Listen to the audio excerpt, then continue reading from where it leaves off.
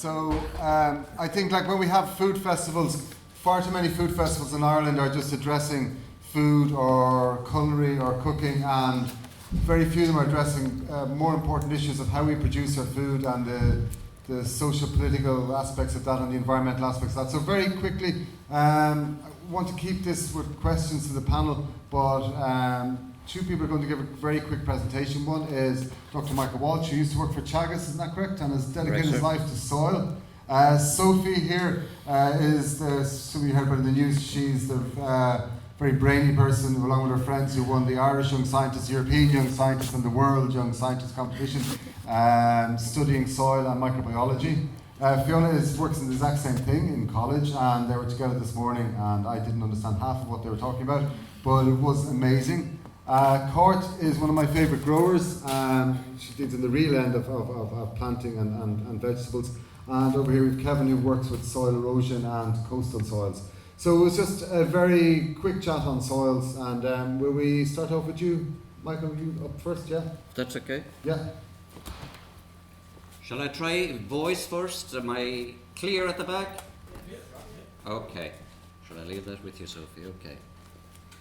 Well, first of all, compliments to you, Seamus, and to the Galway Food Festival Committee for highlighting soils in this International Year of Soils. And strangely, you were hardly off the phone to me when through the door came the European Journal of Soil Science with the leading article entitled Soils, Food Security and Human Health, a Review. Couldn't have been more appropriate, couldn't have been more timely. It is a global view, and the President's collection of slides are 80% from that, using very similar titles and sprinkled with a couple of experiences from myself as a soil surveyor at the time. It begins with a quotation from Sanskrit scripture, which is probably the earliest reference specifically to soil available. It's from the Indian subcontinent. Maybe if we knew the Chinese manuscripts way back, there might even be more, because well before that date, the Chinese identified various deficiencies in soil which affected human health and corrected it in their diet. We see that in a moment. Here are some soils. Well, the main colouring constituents in soils, here on your left, peat soils, organic matter, which gives you that dark colour, and here on the extreme right are what are known as oxysols or feral soils. Sorry about that jargon, unfortunately. Our topic was bedevilled with jargon. Those soils, both the peat and the oxysols, have, strangely enough, something in common, especially as far as plant production is concerned. Neither of them have the essential nutrients and trace elements for humankind. They must be added in all the time. No weatherable minerals left in these oxysols. They would be from the tropical zones and from the equatorial zones. Literally none, just oxides of iron the whole way down. The only difference between them and the peat soil in terms of plant production is, well, the tract might sink, and the peat, it won't sink in the oxysol. In between are two soils from Ireland, some of our better tillage soils, the brown earths and the grey-brown podzolics, now known as cambisols and luvisols, if we wish to draw down EU funds, and they're from limestone glacial drift. Both of those are taken actually from places in County Galway, and are pretty good soils, supplying us with plenty of the major nutrients and trace elements in relation for humankind. Climate change, is it affecting some of our soils? Okay, this may not seem to be from the same position. It's not exactly the same position, but it's from the summit of Slieve League in West Donegal, one of the first areas which I was surveying in 1966, and on it was a little oratory, Amok Bricks Oratory. You will see it referred to in Shell Guide to Ireland. But in 2000, it has disappeared. I would imagine that's human interference. but about 17 of those cruciform slabs, which you see over there on the left, they're all gone, sadly. Behind it, in 66, are the remnants of what was once a peat cover over that mountain. The only little bit of peat that's there now in 2000, you can see there's just one little bit left.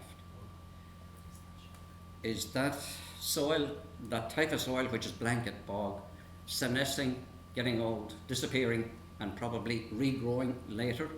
Or is it in fact climate change?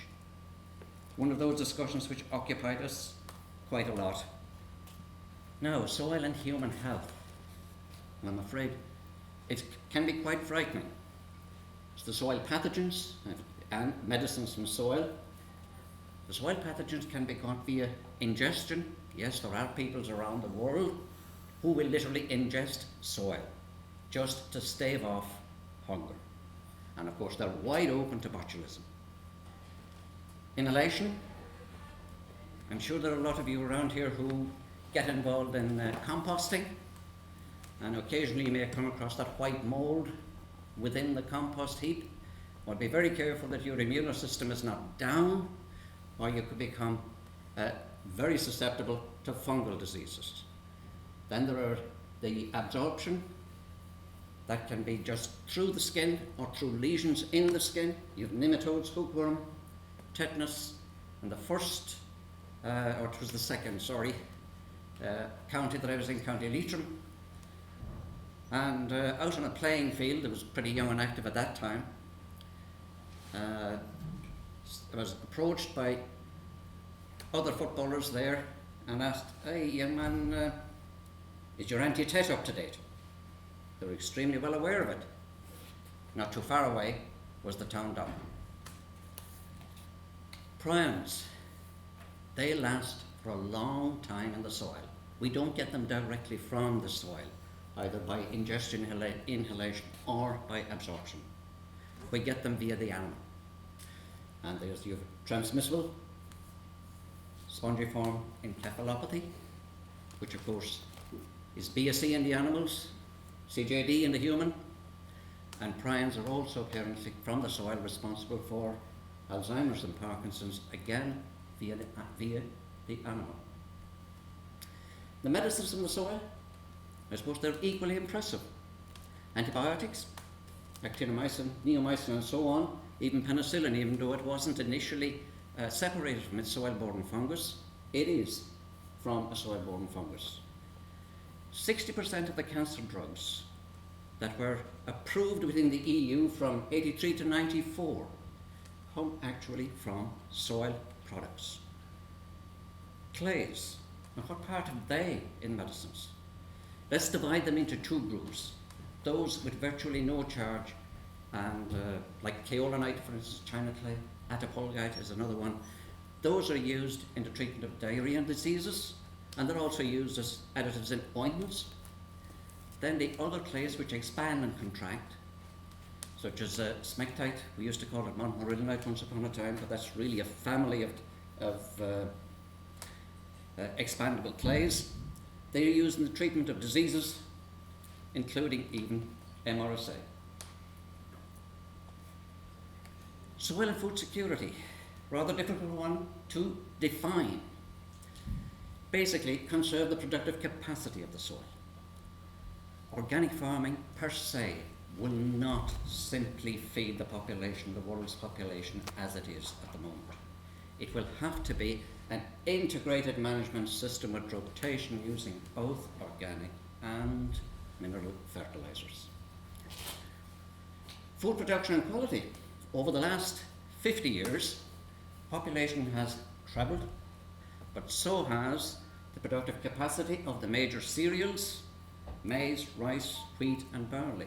They have also trebled. What's been the result? Nitrogen and phosphorus pollution in both the fresh and coastal waters. This was already hinted in the previous talk, and very aptly so. And of course, along with that, then globally it has been estimated that soil erosion is equivalent to approximately 5 tons per year per person. To work that out, in 2013 apparently there were 7.2 billion of us on the globe. Nutrition, well, we get it mostly from plants, but beware of mineral toxicity in both waterlogged, flooded soils or those adjacent to mining and manufacturing industries. Some trace elements, just a few, that come from the soil, although one of those is not initially from the soil, it's from the seed, that's iodine. Its deficiency had been well known 2,000 years before Christ, 2,000 years BC, in China, where they supplemented the diet with seaweed. A recent survey of over 12,000 children in China, because in the middle of the continent and on the mountains, iodine deficiency is pretty well known.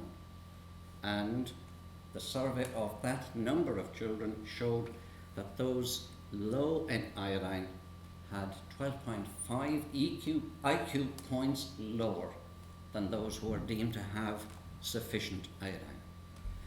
Iron, well, I think nearly all know about that. Again, it is one of the most common elements in the soil. It's one of the main colouring constituents of soil. But 25% of the world's population are affected by its deficiency, and about 47% apparently of the world's preschool children are affected by its deficiency. That's WHO 2008. Selenium, well, in the agricultural world we know it is associated with the reproductive capacity of animals, particularly in areas which have virtually pure limestone soils. And I was involved in one of those experiments myself in, just out of Tuam, Belclare area. And yes, it showed up that adding selenium to the diet improved, not statistically, but it did improve reproductive capacity. However, it's absolutely crucial for HIV sufferers.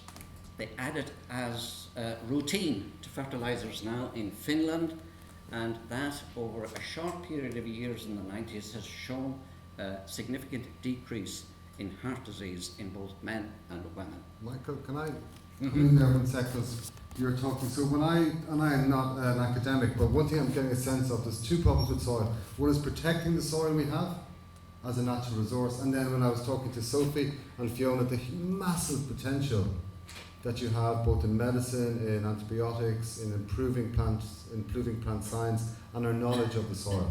And I think they're the two areas that I could see. So one is environmental, so are we destroying our soil? And then one is the great untapped knowledge of what's happening inside it. Absolutely. I mean, in fact, the recommendation that's coming across in this particular article is that it's an interdisciplinary topic or a multidisciplinary topic where soil scientists and particularly microbiologists must get together and talk together. And one of the more recent developments is the establishment of an Environment and Health Centre in the University of Exeter. That's an EU and we're doing it, Michael. session. Unfortunately, yeah. Pity we didn't get it here in this country, but at least it has been recognised at EU level that we need something like this to cope with deficiencies and properties of soil which can be a danger to human health, finding their way into the food chain via plant or animal. But if I could ask Fiona, can you want to speak out? I was really amazed at what you were doing in the college this morning about, so we've got antibiotic resistance, about your genetic technology, about your understanding of all the microbes that live in soil and their potential, and what you're doing up in the college there, because it sounds amazing. I suppose soil microbiology is one of the unexplored parts of soil. I don't know if this is working. Yeah, I should shout out. And this one works if you want to try that, or yeah. Okay, so I suppose there's many functions of soil, one of which is food production, and it's really critical for food production, but soil has lots of other functions.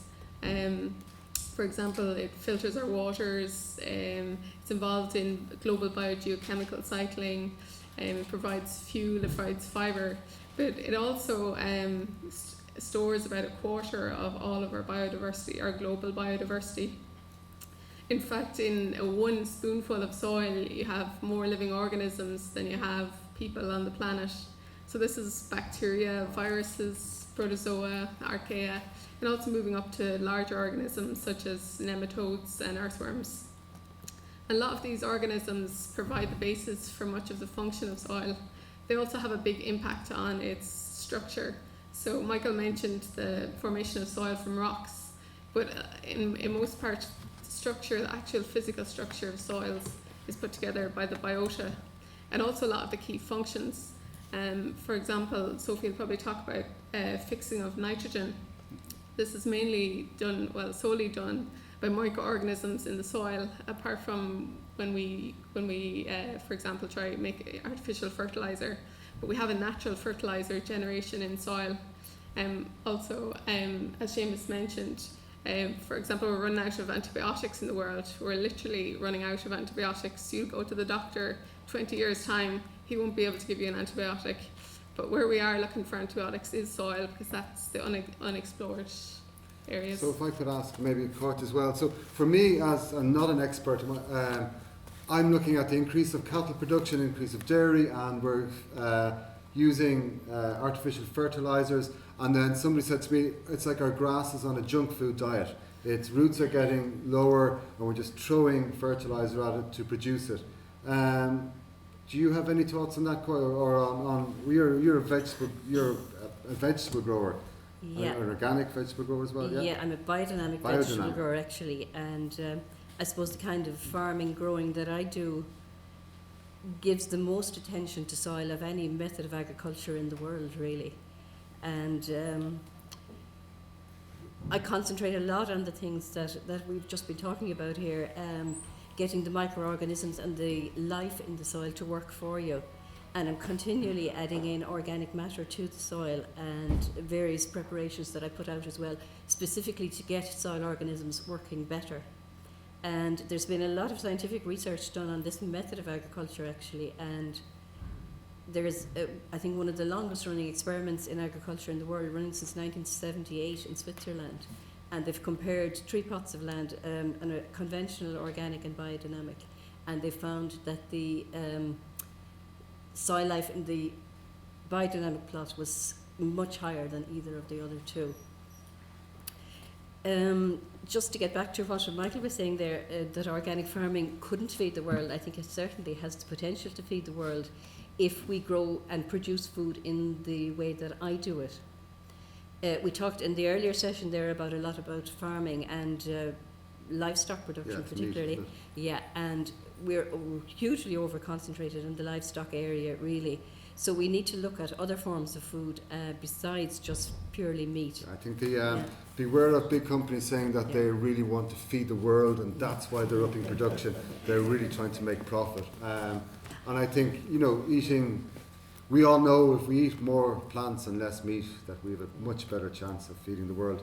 I have a small holding, for example. I can feed 50 families off what I produce in less than an acre. So, I mean, it's not impossible to feed people. And I would be growing... Acre. Pardon? Less than how many acres? One acre. Less than one, actually. And another thing, I always, when I did my soil science, when I started growing, first of all, we had people from Teagasc, they would come out and talk to us and tell us how unsuitable a lot of the soils in Ireland are for producing food. And I grow on hill land with what would be considered really poor soil. But by adding organic matter back into the soil, I have a really productive small holding.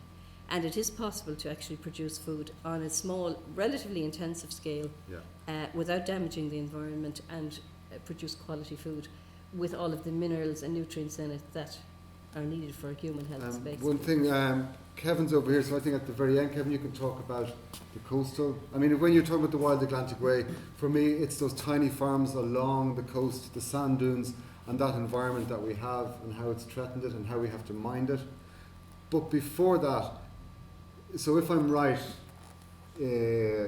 certain plants, peas and beans, which are called legumes, have the ability to bring nitrogen, is it, back into the soil? Fixed nitrogen. Bacteria associated with So them. it's a bacteria that they kind of on the roots. farm themselves on the roots. And I'm amazed by this. So Sophie, do you want to try and explain again to me why you won the Irish Young Scientist, European Young Scientist and the Google Young Scientist competition, and why you're one of the 50 most important people in the world or something according to Time magazine. But it's an amazing story, so give us 2 minutes of that brilliant story. So about 4 years ago, myself and 2 others, we began a project when we were about 14. We decided we wanted to do it because we came across an idea or a question that hadn't been answered yet, and we just decided we'd go for it. It all happened when one of the other girls pulled up a pea plant, and she noticed on the roots of these pea plants there was these little wart-like nodules, and she brought them to us, and we had no idea why these were there and what bacteria they worked with to form these nodules. So we did some research, and we found that there's this bacteria called rhizobium that's naturally in the soil that worked with legume plants to help them grow, but didn't work with any other type of crops like non-legumes, like crops like barley, wheat and oat. So we decided to take these crops and bring it back to the germination stage and put this bacteria directly onto the seed just to see what would happen. We contacted top scientists and we asked them, what do you think of this idea? Do you have any ideas of how, to help us basically? And they said to us, well, it's never been done before, so it's not going to work.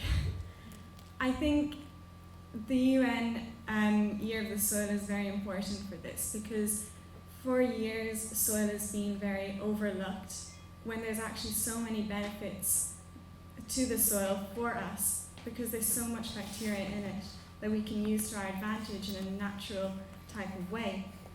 So back to our experiments, after 2 years of research and a year of experiments, 12,000 experiments and 120,000 manual measurements of seeds, which I'm not going to say was fun, we finally got our results, and we found that we could speed up the germination rate of barley, wheats and oats by up to 50% compared to crops treated with water.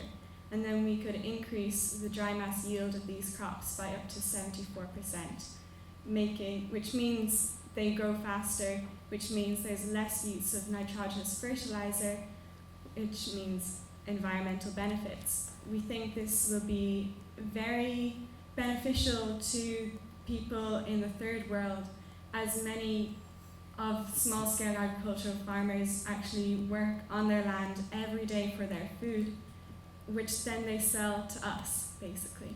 So they're starving and they don't have enough food for themselves because they're trying to make a living for their families. So we hope to get this into commercialization maybe sometime in the near future for these people. So it's kind of what we've done, yeah. So I think so. And thanks so much for coming up from Cork. We've got questions, yeah? There are 2 things which seem to summarize the soil, if I understand correctly. So I love it if the experts could just tell us where I'm wrong or right with this. The first is that if we have close contact with good soil, the bacteria and other organisms such as the fungi get rid of harmful waste, colonize our bodies in a healthy way, make us healthier and cleverer. And the other question, so I assume this is true, I'd like to know if it is or not. Then the other thing is, it sounds like if we fertilize actively with human waste, other kinds of manures, and minerals such as bones, bits of soil, stones and iron and so on, and seaweed, if we actively fertilize with large amounts that the soil can break down at the speed it prefers, we will then get a rich, healthy soil, and particularly if we don't interfere with aeration, and that is the way to get this super healthy soil, which we can then use to make us completely healthy. Is this correct. Fiona, And we what's do your go to thoughts? different I mean, there's a lot of questions there. I'm not sure about the intelligence with soil, but Well, no, I think Michael said that us on the West Coast, because the iodine are much smarter. So that was always could never work that out really. It's the iodine. well, maybe Michael would like to come in on that. Yeah. I think Go ahead, Fiona. Yeah, I will in a minute. Yes, go ahead. I think we can get an awful lot of benefits from soil, and I think by managing soil well, we can get huge amount of functions from soil. By managing our nutrients carefully, we can certainly increase production. The way farming has gone with intensification, what we've tried to do is increase fertilizers to increase productivity, which we've needed to do to feed a growing population. But we're adding maybe nitrogen, phosphorus, nitrogen, phosphorus mainly, but maybe potassium. But all the other nutrients have to come from soil. They have to be there in soil to start with. And what we're beginning to see is that certain nutrients, such as carbon, are beginning to be removed from soil, and they're not being replaced. So soils are actually being depleted of carbon. About 30% of global carbon has decreased in the last while. It's becoming a huge problem because soils are one of our main stores of carbon. There's more carbon in soils, for example, than there is in all of the atmosphere and all the world's forests And Fiona, together. are you concerned, Michael? Are you concerned globally? Say, like in a very simple, non-academic way. Are you concerned about the quality of soil Absolutely. around the world? And let me just give you a very practical example.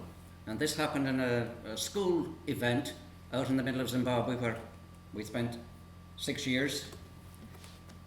And a concerned parent comes over to us and said, oh, by the way, are you kids on calcium magnesium tablets? We looked at each other. Carry on. I'm afraid there isn't half the amount of those nutrients available in the food around here as you would have back home in Ireland. Oh, and then I thought, oh good God, I'm afraid they are right. Because of the type of climate there, those nutrients get washed away down and you get those iron red soils. There are no nutrients, no major nutrients that are absolutely essential to human health in those soils. They have to be added. Back in the 50s, so you're perfectly right in relation to the health, and just to continue on that, the global surveys and the health of people in the third world, health in people in the third world has deteriorated due to increased dependence on cereals to the disadvantage of pulses. Not very good. Yeah.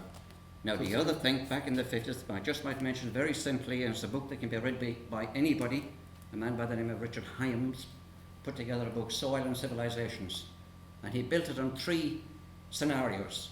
Man as a parasite, as a member of the soil. You know the book.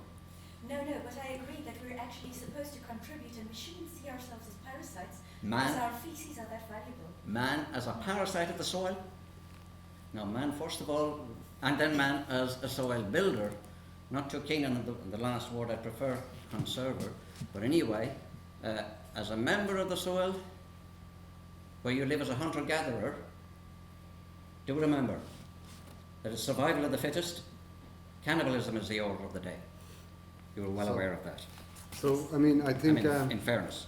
As a parasite, that's what happens in the floodplains of the Nile Valley, the Indus, Ganges and Tigris, Euphrates and all those areas. Again, you're open to nematodes of all kinds. Okay? So you have to be very careful and find as a builder of the soil when you're a little more aware and that you have to conserve the soil and its productive capacity. So I think, but Mike, I think what I'm getting is, and it's all new to me, is that there's huge potential with soil, there's new science about how we can manage it in the future. There's a huge danger that we're not going to take care of it. There's amazing example like people like Cáit who do take care of it. And I'm back to this nonsense that, we're trying to feed the world, but we're not, we're trying to feed the world meat. And then, but I do know, Eamon, you're of the audience, first of all, NUIG, are you going to do something on soil in the middle of the charts, or you say so that? We're planning having a conference on soil in June, I think, a one-day event on soils to mark the International Year of Soils. And then aiming in Clare Galway Garden Festival, is it on the Monday Monday the 6th of July. Monday the 6th of July. In conjunction with Klaus Leichenberger and Professor Elizabeth Stockdale from Newcastle University. So there's the faculty is expanding, and we'll have an opportunity to talk how we might maybe join forces with NUIG on this. But it promises to be a good event. There's been considerable interest. And what I love to see is just that chefs and people involved in food are meeting people involved in science, and people involved in science are meeting, people are meeting up, and social justice is to the fore of everybody's concern, and the environment, and working together and having some fun. I suppose it's not really connected with Soil Capital City there, but I would love if we just finish off and you give us your very quick presentation on coastal erosion and our coastal Don't say soils. anything else because Yeah. it's not about coastal erosion. Sorry. Seamus asked me to. Seamus asked me to talk about coastal soils in particular, and I'm not. My expertise isn't in soil. It's I'm a coastal geomorphologist, so I look more at how landscapes work and how features evolve over time. But soils are very important, and so I am quite aware of them. So what I've put together here is a very basic level on soil. So apologies to the other members of the panel who are certainly have more expertise than me on this. And actually, I'm sure some of this is actually wrong, and I might be corrected as I go along. So coastal soils. Really, why are coastal soils different to soils in other areas, inland areas? And if we look at a soil map of Ireland, and this is a soil map of Ireland here on the left-hand side, you will see that the soils on the west coast, and there's a lot of talk today about the Wild Atlantic Way. Why is it a unique area? And one of the reasons is because of its soil. So you can see in Kerry and Mayo and Galway and Donegal that there are very distinct areas of blue, and so we have distinct soils on the coast. And one of the reasons for this is that, well, one of the basic reasons is that we have this gradient of rainfall. So on this one, it looks quite similar to that one. We're actually talking about rainfall here. And you can see that there's a gradient from a lot of rain on the west to less rain on the east. So that's one gradient of why the coast is different to inland. We can also look at salt content in aerosols that end up on the land. And as we move inland, this is distance here from the coast, as we move inland, the salt content reduces down. And any of the other aerosols that are produced from ocean spray and the ocean, they reduce as well. So the content of the soils and the mineral content can be different as well. The soils are also based on the underlying geology. And all of these things go to make up a soil at a particular area. So coastal ones are quite different. And what we get then are, and this is a gross generalization, in our coastal areas and especially on the west coast, we have poorer soils because we have poorer drainage, a lot more rainfall and less nutrients in the soil. And so it isn't good for what we were discussing earlier, which was really high intensification production. Koch definitely came up with a point that you can produce a lot in a small space if it's managed correctly. But this is historically what we've been left with. And one of the things that you get then in the landscape is low intensification, the odd few sheep on the hillside, some farmers dotted around the landscape, and on hill slopes you get peatlands. We get really dramatic landscapes that people want to see, and this is what the Wild Atlantic Way is built on scenery and on people wanting to see wild places that don't have much habitation. So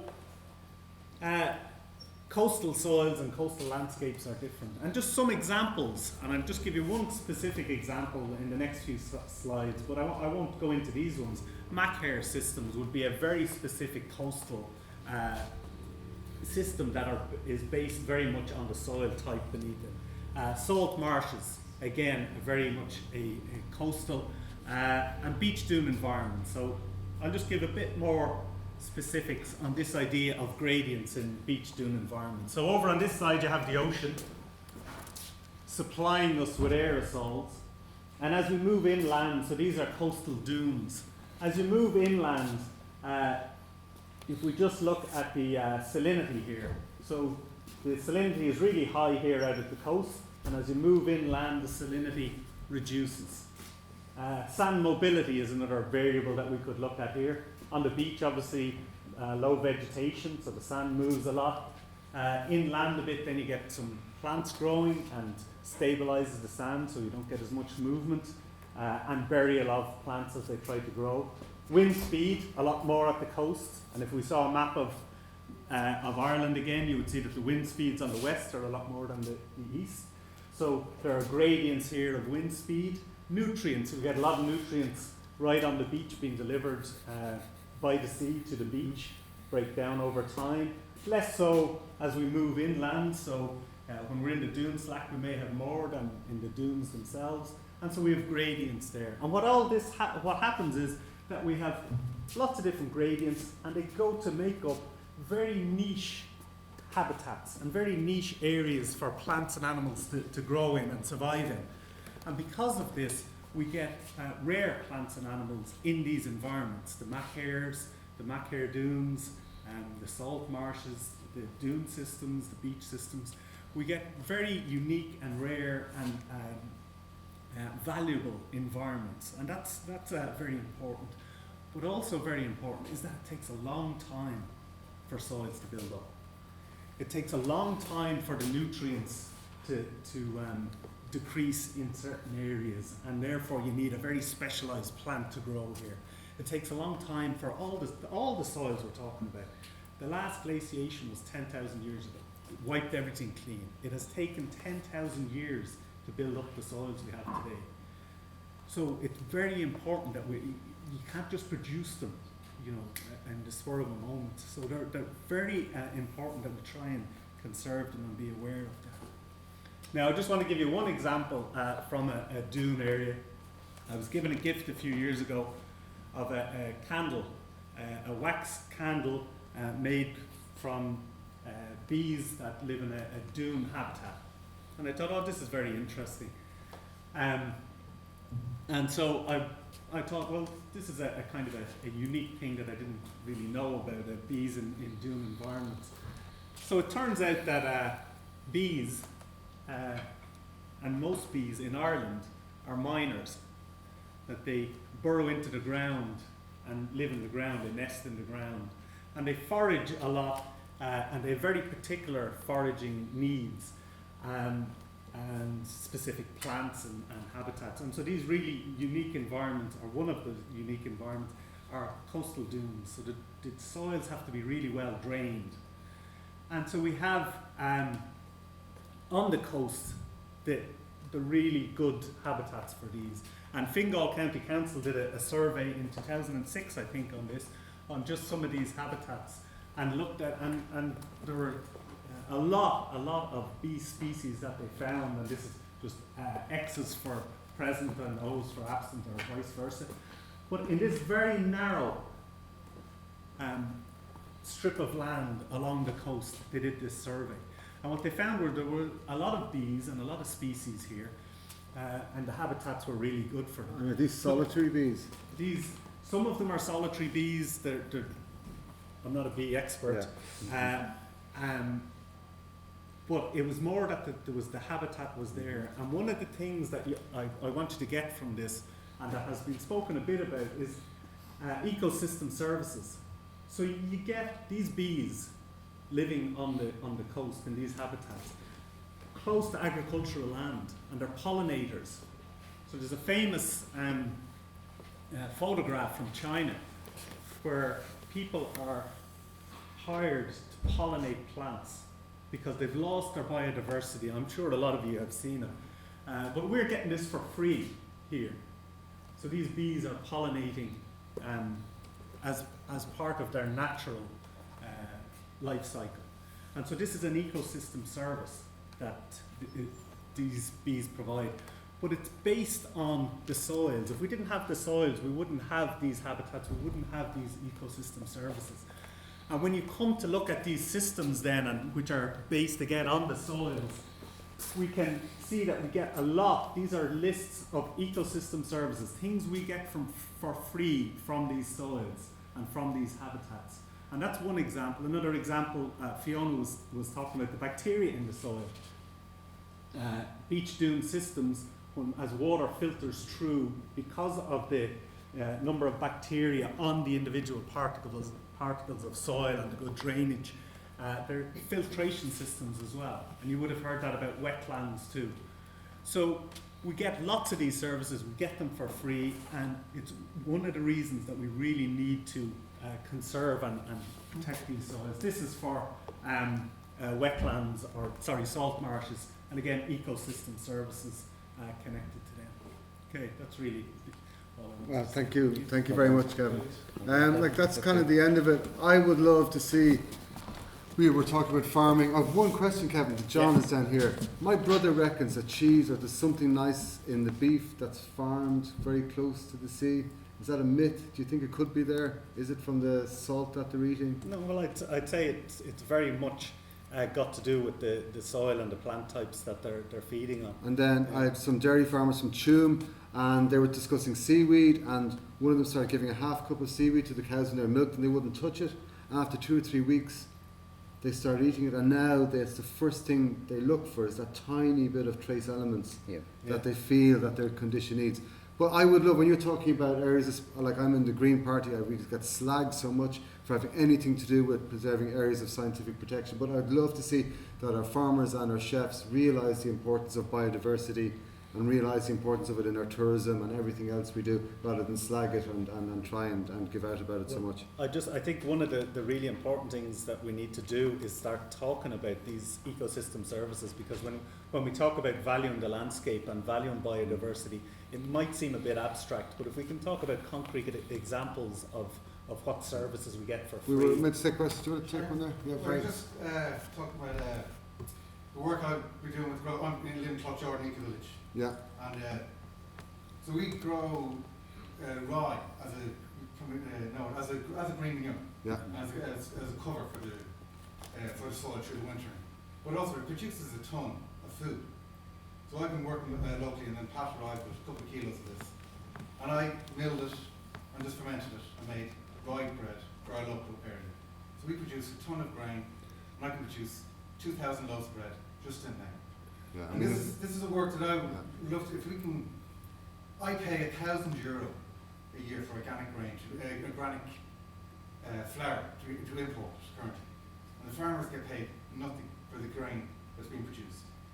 But it's very difficult to try and get a baker to be working on a skill level, to engage with a local farmer. If we could to work within this, it is beginning to start. I know with our biscuits, we've got 2 farms there specifically producing rye for us in Louth.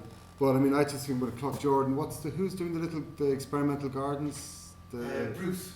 In the red garden. Yeah, I mean, like, if anybody who hasn't been to Clough-Jordan, please visit it, because it's at the forefront of how we could be living. Next weekend is our farm conference. Yeah. So it's 2 weekends. Simon, are you? Maybe a question for the panel on the seaweed question you just brought up there. In the old days, that's what the farmers used to do in the west of Ireland. They put the seaweed on the land. What does it actually do to the soil? What does it do to the plants that grow on the soil? Fiona or Michael, which one of you want to do that? Yeah, I mean, it's a very well known practice indeed. And of course, it will help with soil structure, but it also introduces sodium, and you have to be very careful with sodium. It's very easy for it to be toxic, but iodine is one of the essential elements for human health that it introduces. Another thing the reason they did it along the coast of Ireland was actually to try and make productive soil. They actually built soil of sand and seaweed. They're called plagan soils or anthrosols. as their jargon now tells us. But they're right along the west coast of Ireland, in the peninsulas, the Kerry peninsulas. I came across them in Arnmore Island, along the coastline which faces the mainland there of Michael, Donegal. there's been the brilliant history of making iodine out You of know, the Ireland. but it was basically to build soil. That was the reason they. We hear a lot about the importance of seaweed, or is it a golden ticket? Is there something out there that algae? Is it the future? Is there some great untapped resource that's going to feed the world? Or It could be. It could be one avenue to look into, but I think there's certainly other ones along the lines of what's been discussed here. Yeah. Just managing soils in a way that is sustainable, both I think agronomically and Court environmentally. has it right, I think we Yeah, all agree. we'll all have to go down and visit. Derek, do you have a quick question? I mean, both of the talks that I've seen this afternoon have been most interesting. But from the earlier one, we're looking at the monoculture of producing loads of milk, commodity, in the east of the country. We have a treasure here in the west. It's been pointed out that there's so many unique. The danger of being sucked, our farmers being sucked into this monoculture and ignoring the importance of soils and the care and attention and regrowth that's required. I mean, it's just been so enlightening for any of us. Yeah. I'm only a taxi driver, you know. No, it's an extremely important point because, I mean, one of the big concerns in monoculture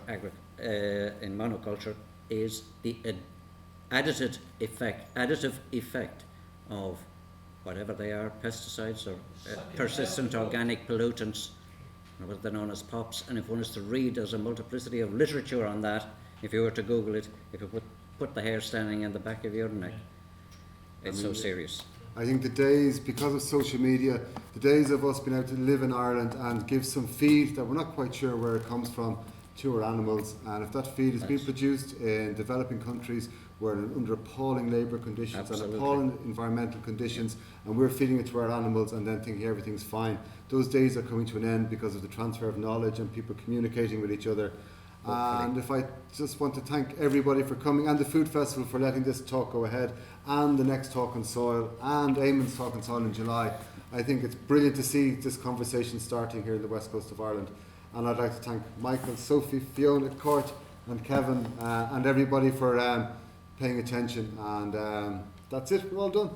Thank you.